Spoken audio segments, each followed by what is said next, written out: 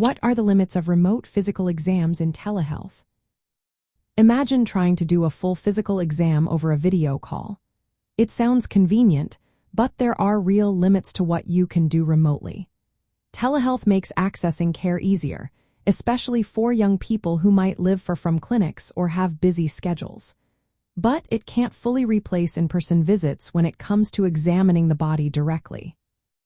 For example, physical exams often need touch, like feeling the abdomen or checking for swollen lymph nodes. These are called palpation and can't be done through a screen. Listening to your heart or lungs with a stethoscope is another example. Without specialized equipment at home, doctors can't hear those sounds remotely. This means they might miss subtle signs of illness. Measuring vital signs like blood pressure, heart rate, or oxygen levels is also limited. Unless you have devices like a blood pressure cuff, pulse oximeter, or a digital thermometer at home, your doctor can't get a complete picture of your health.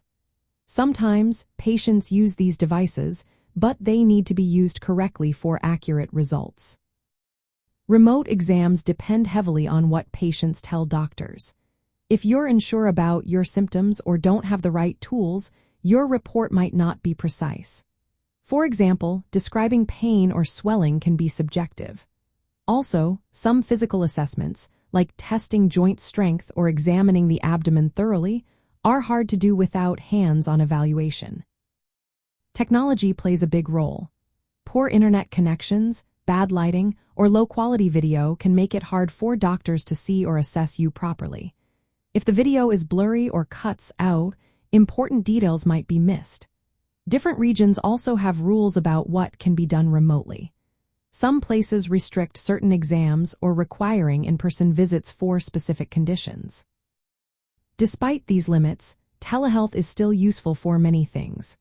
Visual checks of skin, neurological tests like reflexes, and follow-up visits for stable conditions work well remotely. New devices like digital stethoscopes or otoscopes are helping, but they're not yet common or affordable for everyone. For young people using telehealth, knowing these limits helps set realistic expectations. It's a great way to get quick advice or follow-up care, but some situations will still need an in-person visit. If symptoms worsen or aren't clear, seeing a healthcare provider face-to-face is the safest choice. Preparing by describing symptoms clearly, using any available home devices, and knowing when to go in person can make your telehealth experience smoother and more effective.